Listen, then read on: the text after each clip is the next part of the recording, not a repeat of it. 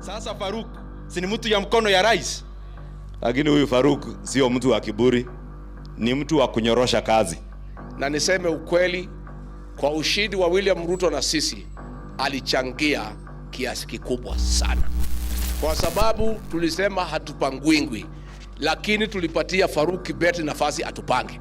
Kazi yenye alipewa, alianzia tu kupanga sisi ndio utuongee mzuri kwa mkutano. Farouk Kibet has donated 2 buses. Farouk Kibet donated buses to Ngenyilel Secondary School in Tarbo, Wasingishu County. We have now Farouk Kibet, who the deputy of this country, the deputy president of this country, who voters voted with 7 million votes, admitted for him to access his boss, he must pass through Farouk.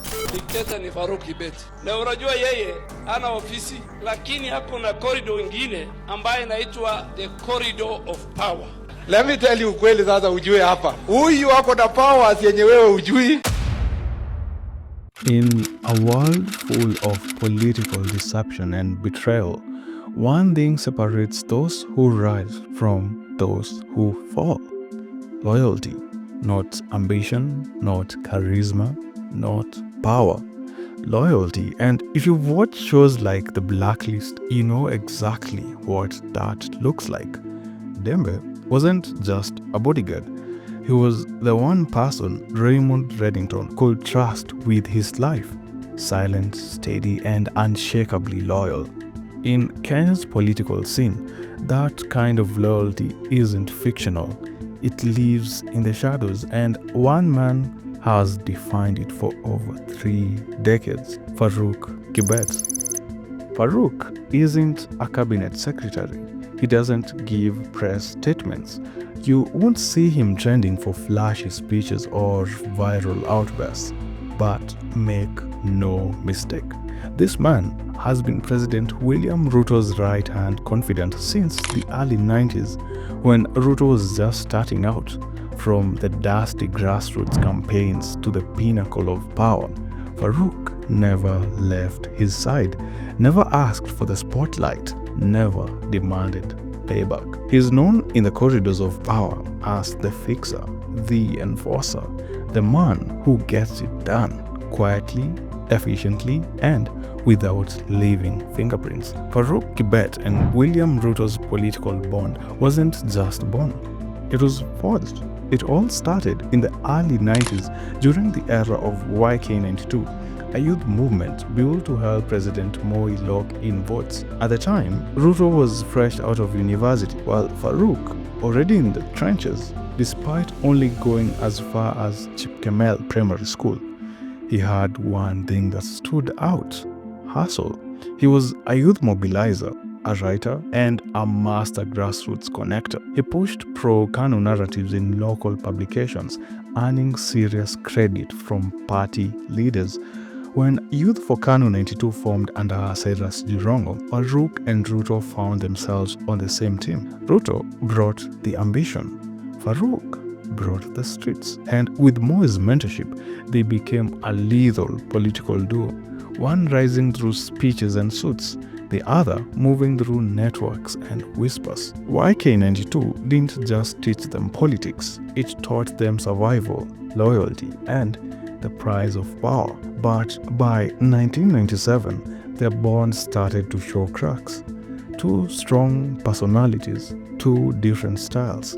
The pressure of political ambition began to strain even the tightest of friendship. Before we go into that twist, I just want to say thank you to everyone supporting this channel. We are also actively looking for a video editor. Feel free to email us and show us what you can do. If you haven't already, hit that subscribe button to stay locked in. As always, I'm Mike Kahindi, and you are awesome.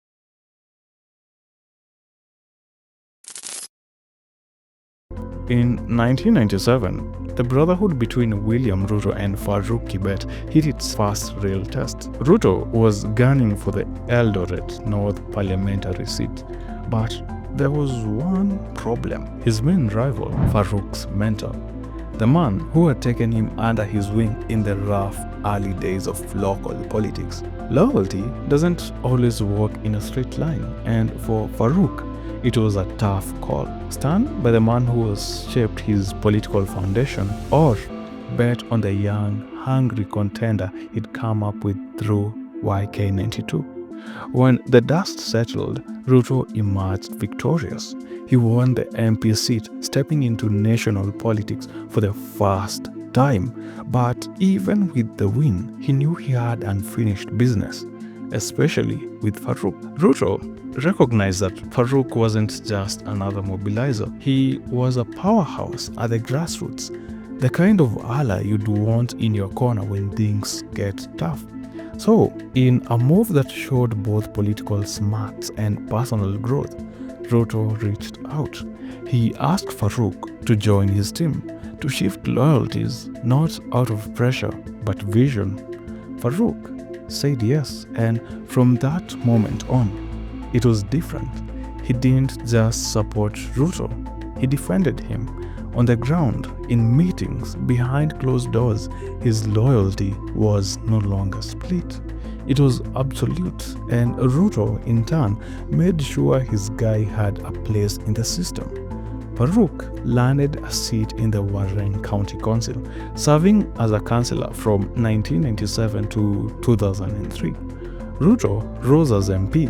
Farouk earned his respect in local government, and together they started building a movement bigger than both of them. When KANU fell in 2003, Farouk run as a councillor came to an end, but his influence, that was just getting started. His loyalty, proven, tested and unwavering, left a deep impression on William Ruto, and Ruto doesn't forget loyalty. Not from a man who never let his side, even when power shifted.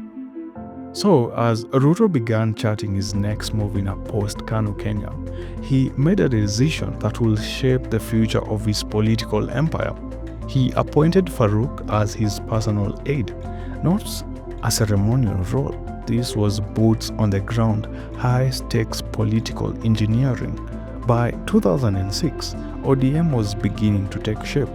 The presidential race was heating up, and behind the scenes, Farouk was the guy making it all run smoothly. From managing Eldoret rallies to building alliances in the Rift Valley, he became the quiet architect of Ruto's political strategy. But Farouk didn't just help Ruto rise, he built the team around him. He saw potential where others didn't. He spotted the charisma in Oscar Sudi, the fire in Rashid Echesa, and the calculated brilliance of Kipchumba Murkomen. He mentored them, not just into politicians, but into loyal lieutenants for the long game. Fast forward, and the results speak for themselves. Oscar Sudi, a member of parliament, Rashid Echesa, former cabinet secretary, Kipchumba Murkomen, now cabinet secretary, previously Senate majority leader. All of them Farouk's political proteges. All of them key players in Ruto's inner circle. Farouk Kibet didn't just stay loyal, he multiplied loyalty. And that, in politics, is how dynasties are built. By 2007, Farouk Kibet wasn't just operating in the background. He was a central force in Ruto's political engine. His role in mobilizing support during the tense 2007 general election put him right in the eye of the storm. When post-election violence erupted and the ICC came knocking, Ruto was indicted. But he wasn't the only one under fire. Farouk's name surfaced too, tagged as a key mobilizer in Eldoret, the epicenter of the chaos. And then things got darker. As the ICC case gained momentum, key witnesses began to mysteriously vanish. Some recanted, others disappeared altogether. In the end, both Ruto and Farouk walked free, their cases collapsing under the weight of vanishing testimonies. But freedom didn't bring peace. It brought more eyes, more whispers, more enemies. One of them was Jacob Juma, the fearless whistleblower who made it his mission to expose political rot. Juma repeatedly mentioned Farouk's name, suggesting he was far more than just an aide, that he was a power broker in the shadows. Then came the NYS scandal, in a twist that pulled Farouk even deeper into controversy. His name was linked to the infamous National Youth Service saga, the same scandal that almost sank Anne Waiguru's career. And it wasn't just hearsay. Both Waiguru and Farouk confirmed his involvement. It's now in public domain that an aide to the Deputy President, William Ruto, Mr. Farouk Kibet, received money from the proceeds of the NYS scandal. Can Mr. Ruto tell us what he personally knows about the matter? Could this be the reason why he has of late disparaging Anne Waiguru, the former cabinet secretary, who is another principal player in all this matter? Though with every different narrative, Farouk claimed the money was for a harambe, a community fundraiser, a noble reason, or a convenient explanation. Whatever the truth, one thing became clear. Farouk wasn't just a loyal soldier anymore. He was now playing in the deep end of Kenyan politics, where power, money, and loyalty don't always mix cleanly. Despite public outrage and rising pressure over his alleged links to the NYS scandal, Farouk Kibet never saw the inside of a courtroom. No arrests, no investigations, just silence. For most people, being tied to one of the country's biggest corruption scandals would be the end of the road. But not for Farouk. His connections to then Deputy President William Ruto kept him untouchable, and that's what frustrated many Kenyans, the sense that power shields its own. Behind closed doors, Farouk's bond with Ruto gave him unmatched access. Ministers, governors, even elected MPs had to go through him just to reach the boss. Some started calling him a dictator, a gatekeeper who decided who got close to power and who didn't. But Ruto didn't flinch. He stood by Farouk, calling him reliable, efficient, and the kind of man you want by your side when the stakes are high. And those stakes were never higher than during the campaign trial. At UDA rallies, Farouk wasn't just an organizer, he was the commander. He chose who spoke, who danced, and who stayed silent. When Millicent Omanga was told to warm up the crowd with a dance, she didn't ask questions. Farouk had spoken. When other leaders tried to push for mic time, they were quickly shut down. His authority wasn't just respected, it was feared. He ran the ground game with military precision. Every rally, every chant, every appearance by Ruto was choreographed, and behind it all, Farouk. When Ruto finally clinched the presidency, it wasn't just a win for the man on top. It was a win for the loyal soldier behind the scenes. The guy who never craved the spotlight but controlled everything in it. Farouk Kibet's story is the kind that forces you to ask hard questions about power, loyalty, and what happens when the line between service and control gets blurred. He started as a loyal foot soldier, a man with no formal education past primary school, yet he managed to climb to the highest echelons of political influence, not by chasing fame, but by standing silently in the right rooms at the right time, behind the right man. But somehow along the way, loyalty became leverage. From allegation of witness tampering during the ICC trials to rumors of controlling Ruto's calendar like a personal gatekeeper, Farouk's name always seems to hover around the edges of Kenya's biggest political controversies. And the pattern is undeniable. When things go wrong, he's close. When the stakes are high, he's closer. Yet, consequences never follow. Why? In a world where power rarely comes without scrutiny, Farouk remains the enigma, praised by allies, feared by rivals, and whispered about everyone in between. Is he just a loyal aide doing his job, or the silent puppeteer behind the curtain? Whatever the truth is, one thing is clear: Farouk Kibet isn't just part of the system. He may very well be the system, and in Kenya's corridors of power, those who control access often control everything.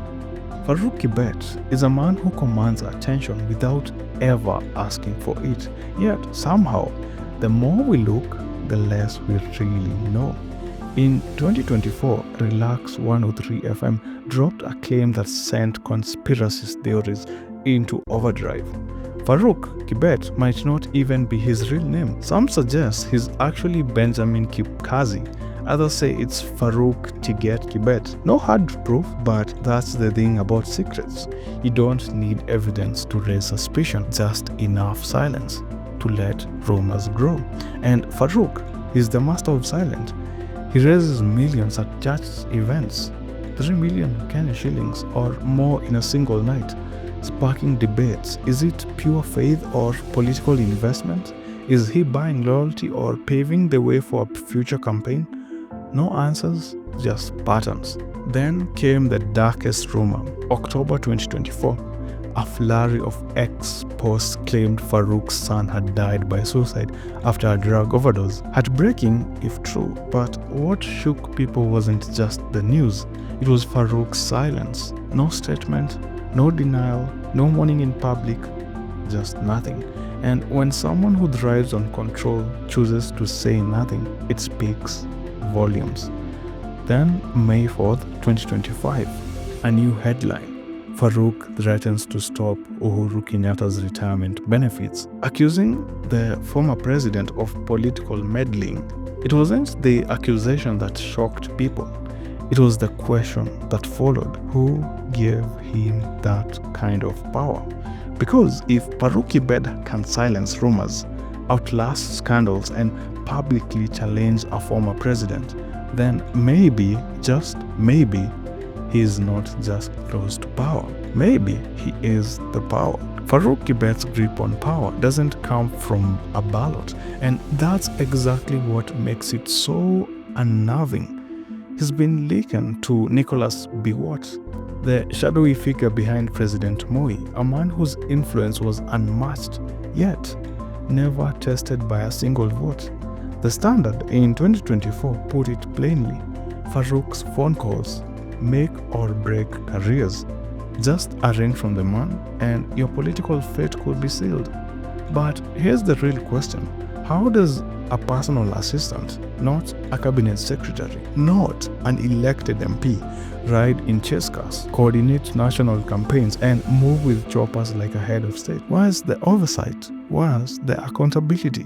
Because if loyalty is the only job description and power is exercised without responsibility, then Farouk Kibet isn't just a political aide. He is a kingmaker without a crown. And in Kenya's high-stakes game of power, that might be the most dangerous position of all. In the theater of Kenyan politics, Farouk Kibet is the man behind the curtain, rarely seen, never elected, yet always present, where power is at its peak. His story is a reminder that in every democracy, the loudest voices aren't always the most powerful. Sometimes it's the quiet operators, the loyal lieutenants, who shape the fate of nations. Whether history will remember Farouk as a strategic genius or a symbol of unchecked influence remains to be seen. But one thing is certain: in William Ruto's rise from Eldoret to State House, no name is whispered with more fear, respect, and mystery than Farouk Kibet. Nairobi Insight.